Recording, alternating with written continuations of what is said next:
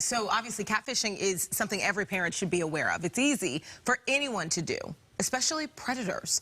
The idea of creating a fake identity or personality online, that's what catfishing is. It's often used by predators to go after kids and teenagers. They sometimes hide behind a fake picture, a fake profile, fake information. Young people often become targets because they don't even know it until it's too late. Most kids, obviously, they're using their phones, their iPads, and so it's hard for parents to know what they're doing on those devices, and even easier, and so, for them to get catfished. So we're asking, what can you do? What can parents do to try and protect their kids? First one, just talk to your kids. Seriously, tell them to be careful who they're friends with and not to accept requests unless they do know who it is.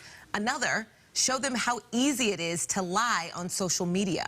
Remind them that even in their own profile, they could change their age, their name, and even put up photos of whoever they wanted. Also, have honest and real conversations with your kids about the dangers online. If you don't talk to your kids, who will?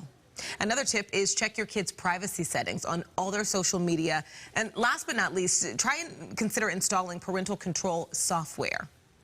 Tell your kids not to post pictures on Twitter because those can be accessed by anyone, and it's much harder to control where your child's pictures end up. The thing is, and especially sometimes people have, locked down profiles, and it's something you have to constantly remember, is that when you put something on the internet, no matter how private and how strict your privacy settings are, it's the internet. And you're putting something on the internet. And I think another thing here, a bunch of those kind of hit on talking to your kids because you want them to be comfortable telling you everything, telling you as much as possible, because what this comes down to is this wouldn't have happened without a man being a criminal.